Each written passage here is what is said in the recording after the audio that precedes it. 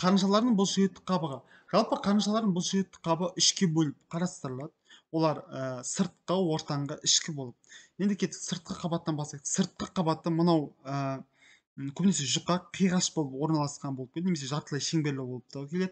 Сыртқы қабаттың будалары жүректің негізінде екі қарыншаның арасында орналасқан тасқы сақиналардан басталады, және де аз мөлшерде трункус пульмоналистен және аортадан басталады. Сөйтеді де көбінесе жүректің алдыңғы жағында оңынан солға қарай қиғаш бағытта бағытталады, ал жүректің артқы бетіне керісінше солдан оңға қарай бағытталады, жүректің ұшына қарай келіп жүректің шиыршығын түседі. Бұны басқаша вортекс кордес деп атайды. Бұл жүректің ұшына орналасқан шиыршығы. Осы шиыршық арқылы мына бұлшықеттік қабат, сыртқы бұлшықеттік қабат ішкі қабатқа немесе терең қабатқа тез өтіп кететін болып табылады. Енді терең қабатқа қарай өтіп кетеді бірден.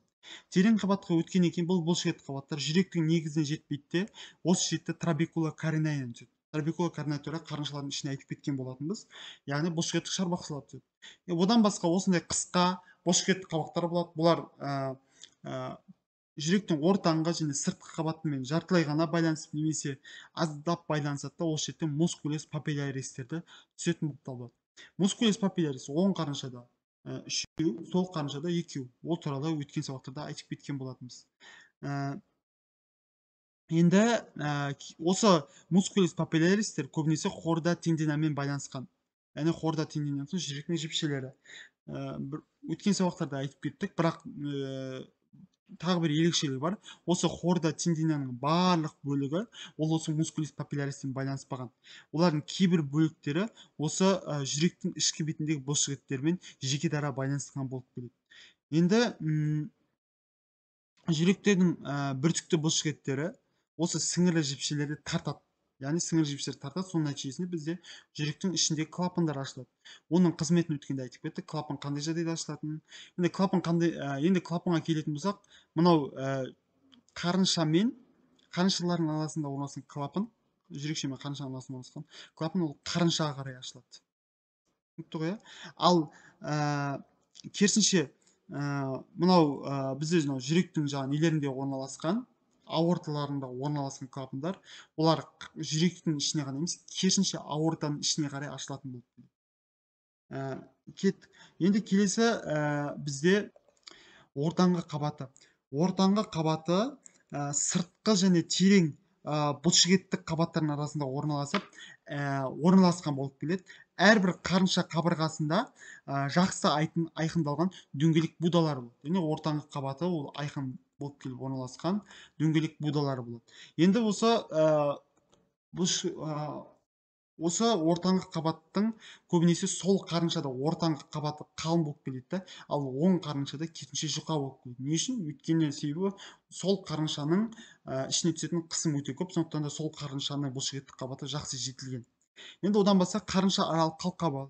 Бұл қарынша аралық қалқаны басқаша септиум интервентрикуляре деп атадық. Септиум интервентрикулярин өзінің екі бөлігі болады. Парс мускулярис және парс мембрана дейтін екі бөлігі бар. Парс мускулярис деп отырған бөлігі мынау жүрек септиум интервентрикулярдің мынау сол жақ қарыншамен байланысқан төменгі бөлігі. Мынау бөлігі, мысалы төменгі жақ бөлігі осы парс мускулярис деп аталады. Жоғарғы оның 5-тен 1 бөлігі, яғни қалған 5-тен 1 бөлігі ол жарғақты бөлігі болып келеді. Көбінесе қарынша аралық қалқаны құрауға осы екі қарыншаның да бұлшықеттері қатысады, бірақ көбінесе қатысатын осы сол жақ қарыншаның бұлшықеті деп айтады. Яғни сол жақ қарыншаның бұлшықеті осы қарынша аралық қалқаны құрауға көп қатысады. Енді келесі тоқталатынымыз ол жүрекше мен қарынша аралық жүрекше мен қарыншаның бұлшықеттерінің бір-бірімен байланысы және де олардың қалай нервтендірілетіні туралы айтамыз. Енді бұл жерде қалай нервтендірілетініне келетін болсақ, өзі айттық, жүрекшелердің мускулатурасы қарыншалардың мускулатурасынан бөлінген болып келеді. Бірақ бұл жерде бір ерекшелік бар. Жүректің тәжік қойнауында ол басқаша болып келген. Осы тәжік қойнаудың маңында көп мөлшерде саркоплазмасы бар және аз мөлшерде миофибрил кіретін нерв талшықтары осы тәжік қойнаудың бойымен кіретін болып табылады. Осы жерде олар кіреді де төменгі қос вена құйрық орнынан басталып қарыншалардың қалқасынан қарай бағытталады. Төменгі қос венаның құйылу орнынан басталады да, мына осы жерде болатын болса, осы қарыншааралық қылқаға қарай бағытталады. буданың бастапқы қалыңдаған бөлігі жүрекше қарынша түйіні деп атайды. Немесе оны нодус атриовентрикулярис деп атаймыз. Нодус атриовентрикулярис ол төмен қарай түседі, ол жіңішке сабауға немесе жіңішке жіпшеге сабауға ұласады дейік, өйткені бұл нерв. Осы жіңішке сабауға ұласады, бұны фасцикулус атриовентрикулярис деп атаймыз. Осы фасцикулус атриовентрикуляристің өзі екі талшыққа бөлінеді, яғни екі аяқшаға. Екі аяқшасы крус декструм, оң жақ аяқшасы, сонымен қатар крус синиструм деп бөліп қарастырылады. Крус декструм бұл көбінесе қысқа аяқшасы болып табылады және өте жіңішке болады. Сәйкесінше оң жақ қарыншаны нервтендіретіндіктен ол жіңішке болып орналасқан. Ол бүртікті бұлшықеттердің негізіне және жіңішке талшықтарға бағытталады, сөйтіп әрі қарай Пуркине талшықтарының торын түсетін болып табылады. Ал мына жақта керісінше крус синиструмның жалпақ және одан ұзынырақ болып келеді негізінде. Суретте бірдей қойған екен, бірақ негізінде сол жақтікі ұзынырақ болып келген. Сонымен қатар ол ерекшелігі бастапқы бөлігінде көбінесе эндокардқа, яғни жүректің ішкі қабатына қарай жақын орналасқан болып келеді. Сөйтіп, олар бүртікті бұлшықеттердің негіздеріне қарай бұл да бағытталады. Сөйтіп, тор түрінде, яғни торша түрінде жүректің ішкі қабатына қарай шашырап орналасады. Енді бұл жерде тағы да бір нервтендіру жүйесі бар. Мынау жоғарғы қуыс венаның оң жүрекшеге ашылған жерінде, яғни оң құлақшаның арасында бізде тағы да бар нервтендіру жүйесі бар. Бұны басқаша түйін, қойнау жүрекше түйіні деп атайды. Нодус синоатриалис деп аталады. Осы нодус синоатриалис осының талшықтары төмен қарай бағытталады да, крус терминалистің бойымен, яғни криста терминалистің бойымен, кешіріңіздер, криста терминалисті өтқанымыз осы жерде өтетін жаңағы терминальды сызық. Осының бойымен бағытталады да, осы жерден өтетін артериялық сабауды қоршайды. Артериялық сабаулардың барлығын қоршайды. Мысалы, төбе венасы деген сияқты артериялық сабаулардың барлығын қоршайды. Сөйтеді, бұлардың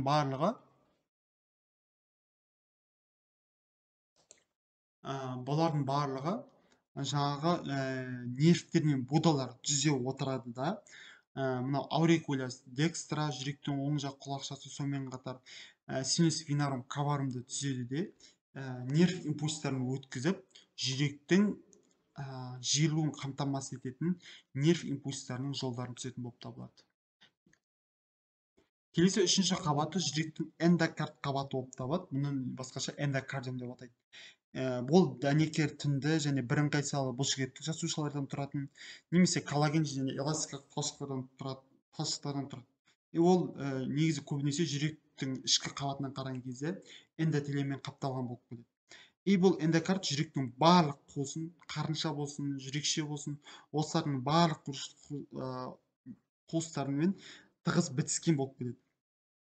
Бұл шетте орналасқан жаңағы бұлшықеттік шарбақшаларымыз бар, қырлы бұлшықеттеріміз бар, мускулус спикцинати, жаңағы жүрекшелердің ішінде орналасқан, осылардың барлығын беткі қабатын көмкеріп өтеді.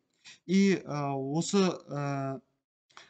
эндокард қабаты осы ішкі қабатын тек қана көмкеріп қана қоймайды, эндокардты, яғни жүрекке ашылатын негізгі тамырлардың, жаңағы қос веналардың, өкпе веналарының, қолқа және өкпе сабауына ешқандай кедергісіз өтіп кететін болып табылады. Одан кейін бізде жүрекшелердің негізі көбінесе эндокарды қалың болып келеді, қарыншаға қарағанда. Әсіресе сол жүрекшенің эндокарды қалыңдау болып келеді. Енді осы жүрекше мен қарыншалардың арасы, жүрекшенің ішкі қабаты эндокард, сыртқы қабаты эпикард болды. Осының ішкі ортаңғы қабаты миокард. Кейбір миокардтың ашық жерлері болады. Осы ашық жерлері эндокард пен эпикард тікелей бір-бірімен байланысып орналасқан болып келеді.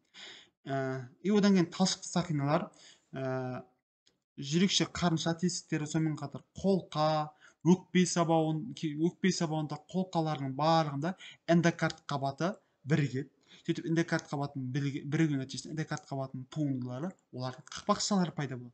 бұл эндокардтың қақпақшалары туралы, яғни ұлқан қақпақшалары туралы, жартайлы қақпақшалар туралы барлығын айтып кеткен болатынбыз. Енді әрі қарай жартайлы қақпақтар мен әрбір жарманың екі табағының арасында талшықты дәнекердің талшықты сақиналармен байланысады да, соның нәтижесінде оның қақпақтарын бекітіп орналасатын болып табылады. Яғни олар эндокард қабаты өте жұқа ғой, ол бізде қақпақшаларды өзі түсе алмайтын еді. Сондықтан да оның құрамында дәнекер тіненеді. Нәтижесінде олар қақпақтардың маңында бекініп орналасады да, қақпақтардың ашып жабылуына жағдай жасайтын болып табылады. Сонымен жүректің үш қабаты бітті.